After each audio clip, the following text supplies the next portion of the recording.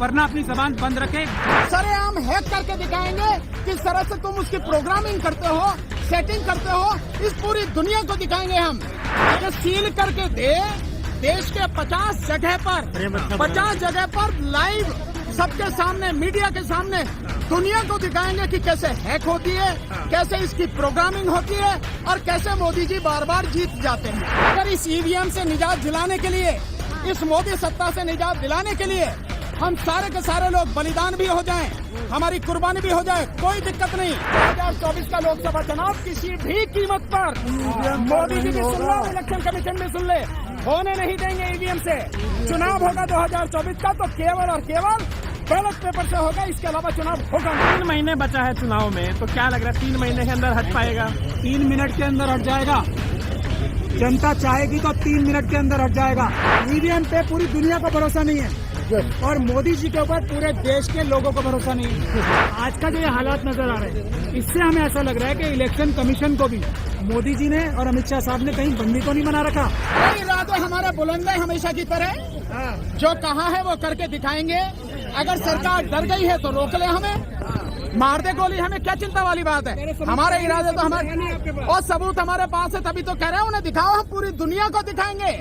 सरेआम हैक करके दिखाएंगे किस तरह से तुम उसकी प्रोग्रामिंग करते हो, सेटिंग करते हो, इस पूरी दुनिया को दिखाएंगे हम। देश में 50 जगह हम करके दिखाएंगे। दिक्कत क्या है, डर किस बात का? दोनों हमें जो 150 हम मांग रहे हैं, ईवीएम वीवीपैट और जो आपकी जो कंट्रोलिंग मशीन है, दोनों हमें। सर, इलेक्शन कमीशन कह रहा है, पहले भी लोगों को बुलाया गया था, पहले कहा था भाई आपको छेड़ेंगे नहीं, हाथ नहीं लगाएंगे और हैक करके दिखाओ। तो क्या अब की बार बिना छेड़े आप तो कह रहे हैं हाँ। कि सील करके देश के 50 जगह पर लाइव सबके सामने, मीडिया के सामने दुनिया को दिखाएंगे कि कैसे हैक होती है, कैसे इसकी प्रोग्रामिंग होती है और कैसे मोदी जी बार बार जीत जाते हैं। दिखाएंगे ना दुनिया। सर, कुछ इलेक्शन कमिश्नर ये कह रहे हैं कि जो जब इलेक्शन होता है तो उसमें बहुत सारे लोग होते हैं, तो सबको मैनेज करना आसान नहीं है। मैं सोनू सूद लाया हूं अपनी खुद की सोशल मीडिया ऐप। आसान बात है, लेकिन जब देश का चुनाव होता है तो इतनी बड़ी बॉडी होती है, उसको मैनेज नहीं किया जा सकता। जी सर, ये जो इलेक्शन कमिश्नर फॉर्मर हैं, वो सब आरएसएस के दबाव में हैं। हम उनको चैलेंज करते हैं कि वो जब हम 50 ईवीएम को हैक करके दिखाएंगे, वो साथ रहे मौजूद, वरना अपनी जबान बंद रखे, झूठ बोलना बंद करें। तो सर, आरएसएस के दबाव में कैसे है सर? आरएसएस कोई पॉलिटिकल पार्टी थोड़ी है। मैं इसका जवाब कोई पॉलिटिकल पार्टी थोड़ी है। मैं इसका जवाब देता हूँ और मैं इसका जवाब, आरएसएस आतंकवादी संगठन है और सबसे बड़ी राजनीति, सबसे ज्यादा राजनीति आरएसएस ही करता है। नंबर 1। नंबर दूसरी, आप कह रहे हो इतने सारे लोग मैनेज नहीं हो सकते। पूरा सरकारी अमला मोदी जी के सामने नतमस्तक हो चुका है, अपना ईमान खो चुका है, बिल्कुल साष्टांग दंडवत करता है। इससे ज्यादा और कोई दिक्कत होगी क्या? ईडी के लोग, सीबीआई के लोग, इनकम टैक्स के लोग, ये पुलिस वाले सारे लोग क्या कर रहे हैं? ये सब लोग ये उनके सामने नतमस्तक हैं। आप कह रहे हो मैनेज नहीं होता? कौन कौन मैनेज नहीं होता? हर कोई मैनेज होता।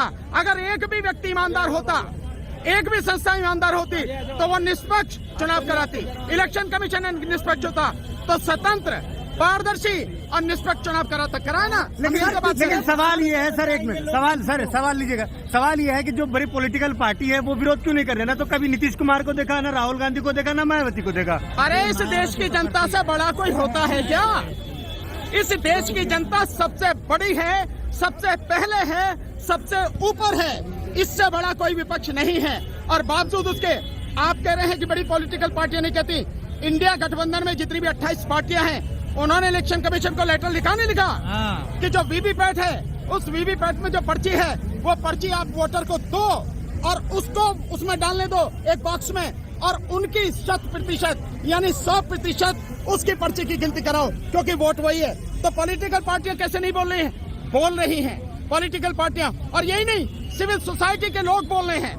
सिविल सोसाइटी के लोग, आपको मालूम है सिविल सोसाइटी ने जो बनाई है, एक कमीशन बनाया, citizen commission on election report, EVM और वीवीपैट पे उन्होंने 11 पेज की रिपोर्ट बनाई है, जिसमें सुप्रीम कोर्ट के रिटायर्ड जज जस्टिस मदीन बी लोकुर उसके अध्यक्ष रहे हैं। और उसमें सुप्रीम कोर्ट के जजेस, हाई कोर्ट के रिटायर्ड जजेस, IAS officer, IPS officer, professor, ये आईआईटी एक्सपर्ट लोग हैं।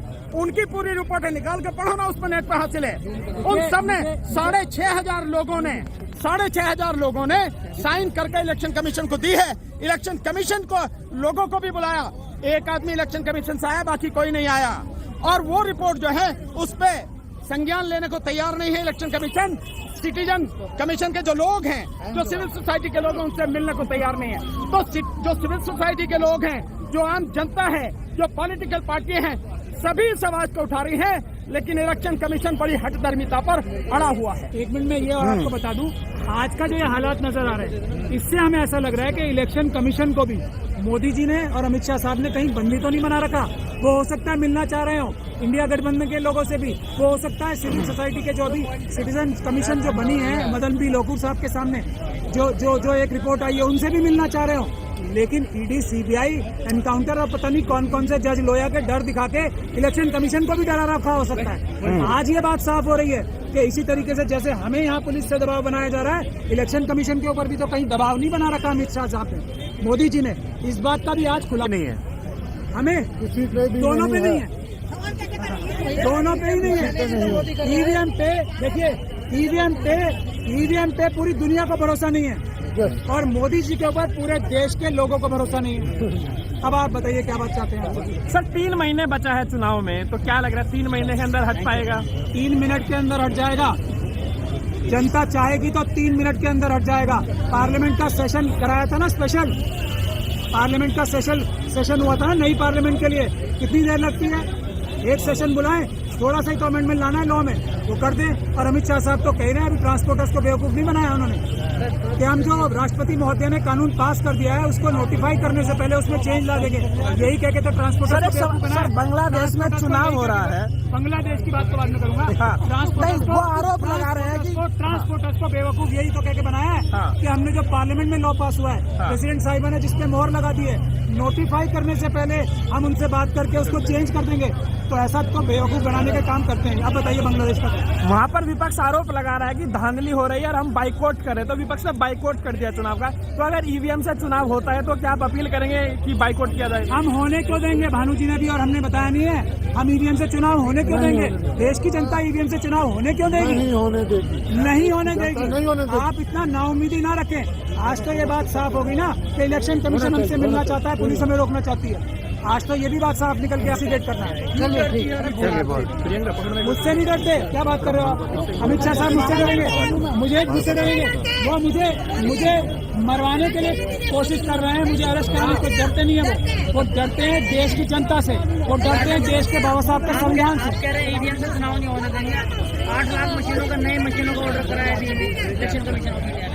मोदी जी ने जितने पैसे में अपना एक जहाज खरीदा, कैमरे पर, अगर वो जहाज ही लीज पे दे देंगे तो ईवीएम की मशीनों की जगह पेपर बैलेट के चुनाव हो जाएंगे। मोदी जी का जहाज ही तो है, सिर्फ वही तो देना है।